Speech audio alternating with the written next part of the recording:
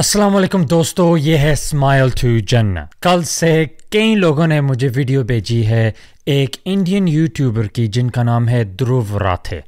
تو generally speaking ماشاءاللہ وہ اچھے کنٹینٹ بناتے، اچھی ویڈیوز بناتے اور انٹرسٹنگ انسائٹس اور کافی بیلنسڈ انسائٹس دیتے، لیکن اس ویڈیو میں انہوں نے زیادہ توجہ کی تھی ابراہیمک ریلیجنز میں، جو مذہب ابراہیم علیہ السلام سے آتے ہیں وہ ہوگی جوڈائزم، کرسچینٹی اور اسلام۔ تو اس ویڈیو کو دیکھ کے مجھے بھی تھا کہ کافی غلطیاں ہونے کا چانس ہے، تو جب میں نے دیکھا تو واقعی کافی غلطیاں تھیں جن کو ہم انشاءاللہ ایڈریس کریں گے۔ مسئلے کی طرف توجہ کرو، بندے کی طرف نہیں، تو ہم بھی آج وہی کریں گے۔ تو جنرلی اگر آپ ویڈیو دیکھو تو زیادہ تر ابراہیمک فیتھس کا نام تو دے دیا، لیکن زیادہ تر توجہ جا رہی تھی کرسچینٹی کی طرف۔ تو جب بات ہو رہی تھی کبھی انکلیئر ہوتا تھا کہ یہ کرسچن سوچ ہے یا اسلامک سوچ ہے، اور جو ریفرنس ہوتا تھا ہاں کبھی وہ کہتے تھے کہ یہ ہے وہ ہے، لیکن عام بندے کے لیے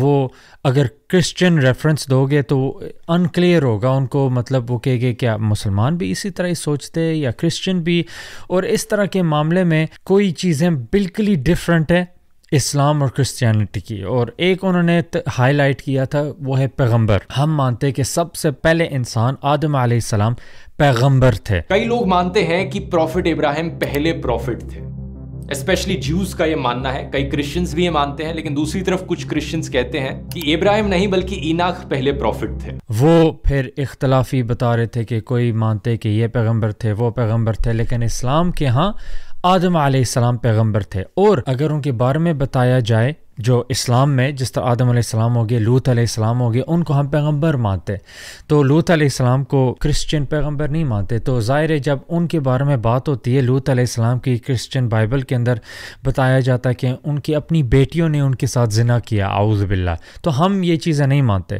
تو ڈسٹنگوش کرنا بہت ضروری ہوتا ہے۔ تو سب سے پہلے انہوں نے شروعات کی آدم علیہ السلام اور حوا علیہ السلام کی۔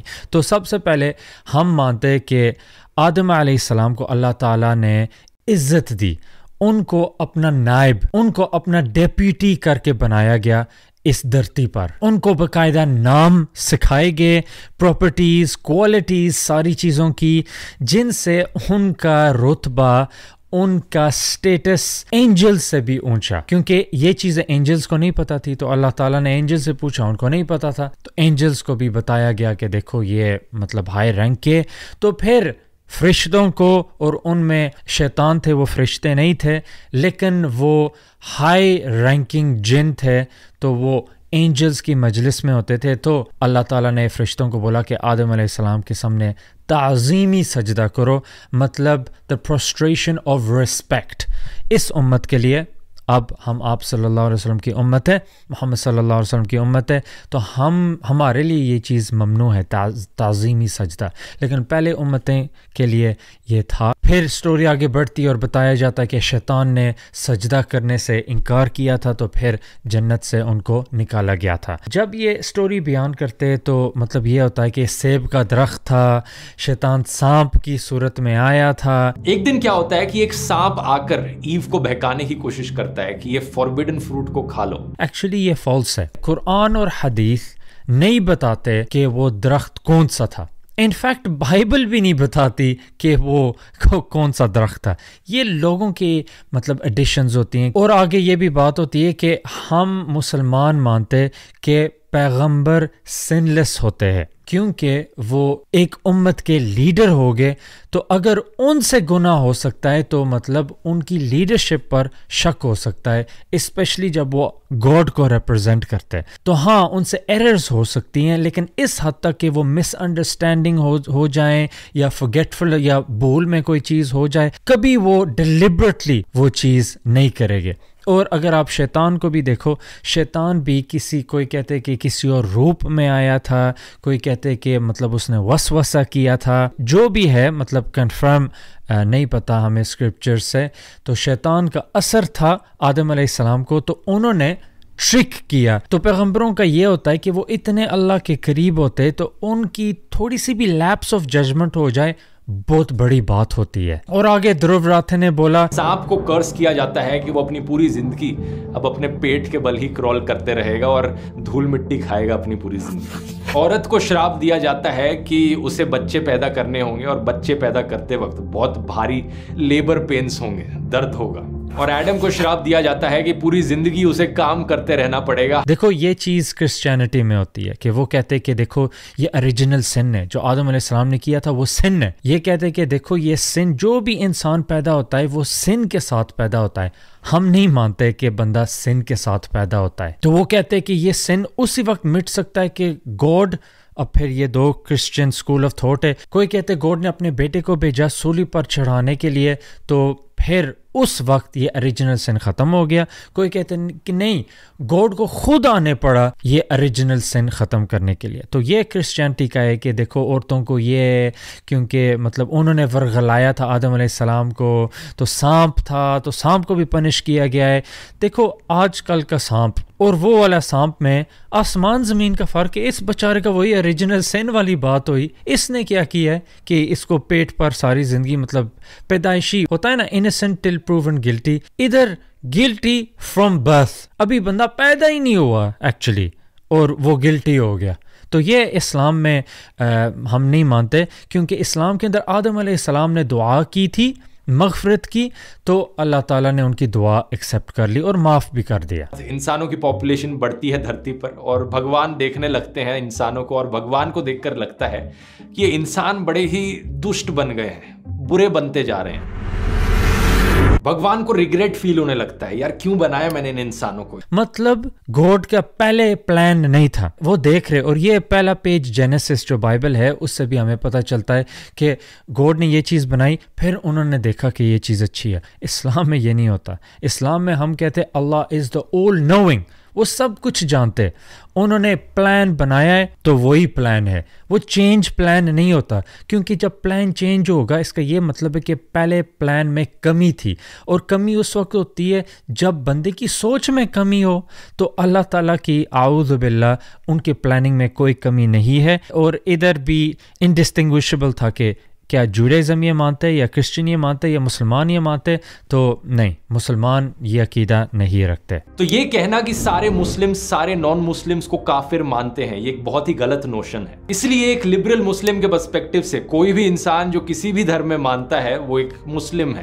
قریب 600 AD کے اراؤنڈ ایک ٹرائب ہوتی تھی قریش ٹرائب نام سے. یہ آج کے دن کے سعودی عربیہ کی ریجن میں رہتی تھی. ان کا ماننا تھا کہ ان کا سینٹرل بھگوان ہوبل ہے. اور پھر آگے جا کے وہ کافر کا جو لفظ ہے ان میں کنفیوز ہو گئے. یہ کافر ڈس بلیورز کو کہتے ہیں, جو اللہ اور آخری پیغمبر محمد صلی اللہ علیہ وسلم کو نہیں مانتے, وہ کافر کہلاتے. ان کو مطلب ڈیروگیٹری ٹرم, مطلب ایک قسم کا گالی بنائی گئی ہے, لیکن لٹرلی اس کا یہی مطلب ہے کہ جو اللہ اور اللہ کے رسول پر ایمان نہیں لاتا. تو وہ کہتے کہ نہیں, کافر وہ ہوتا ہے جو خالی ایتھیسٹ ہوتا ہے, کوئی بھی خدا کو مانے تو وہ اسلام کو سبمٹ کر رہا ہے تو وہ مسلمان ہو گیا.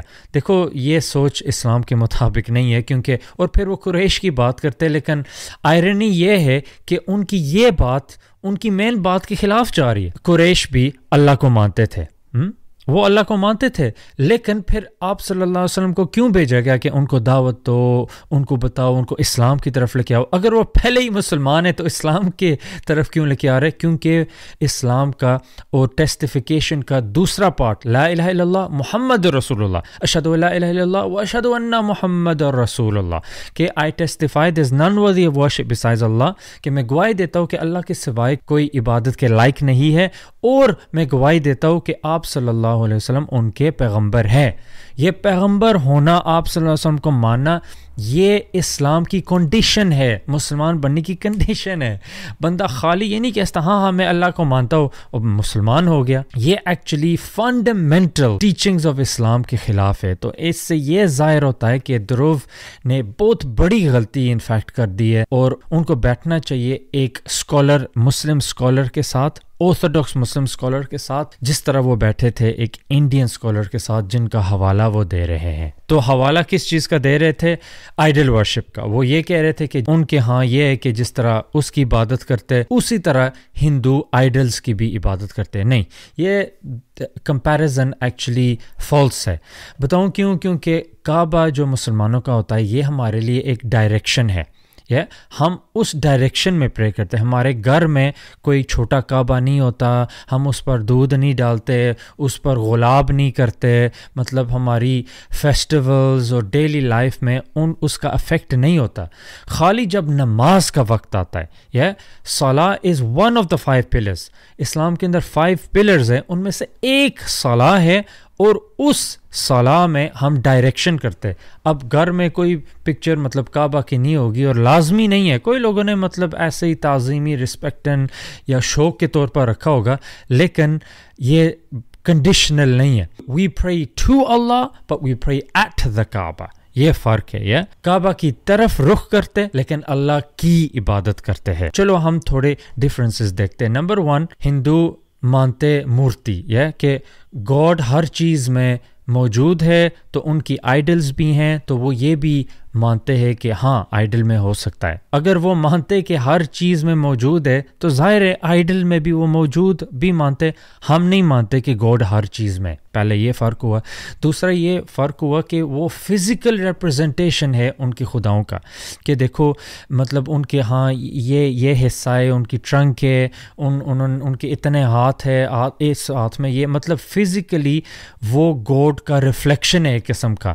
کعبہ اللہ کا کوئی ریفلیکشن نہیں، وہ بس ایک کیوب ہے. تیسری میں نے جو بات کی تھی، ہندو پھول دے گے، اوپر دودھ ڈالے گے، باقاعدہ پورا روم اور بلڈنگ اس کے لیے بنائی جائے گی. اسلام کے اندر یہ چیزیں نہیں ہوتی، بس ایک غلاف اوپر ہوتا ہے، اور وہ بھی عرب اپنی شوق سے مطلب اس کو نائس کرتے اور یہ اور وہ، لیکن یہ اسلام میں کوئی مطلب اس کی کنڈیشن نہیں ہے. اس سمے جو اشمائیل بچہ تھا اس کا ایٹیٹیوڈ صحیح نہیں تھا، تو سارا ابراہیم کو کہتی ہیں کہ اسے دور بھیج دیا جائے. ابراہیم ہیزیٹیٹ کرتے ہیں کہ بھیجنا چاہیے دور یا نہیں بھیجنا چاہیے اپنے بیٹے کو، لیکن بھگوان سے پوچھتے ہیں تو بھگوان کہتے ہیں کہ دور بھیج دو. اور پھر آخر میں ابراہیم علیہ السلام کی سٹوری وہ بتاتے، اور وہ بھی کرسچن ویو کے ذریعے. تو عام بندے کو لگتا ہے کہ ہاں مسلمان بھی یہی مانتے، لیکن مسلمان یہ نہیں مانتے کہ ہاں اسماعیل علیہ السلام اس طرح کے تھے تو ان کو بھیجا گیا تو یہ تو وہ نہیں. ہم یہ نہیں مانتے، ہماری سٹوری ڈیفرنٹ ہے. انفیکٹ اگر آپ دیکھو ہماری اسلام کے ہاں ہماری سٹوریز زیادہ نوانسڈ ہے. تو میں آپ کو ریکمینڈ کرتا ہوں ایک بک ابن کثیر کی اسٹوریز آف دا پروفٹس، اس میں آپ کو زیادہ تفسیر ملے گی اور انفارمیشن ملے گی.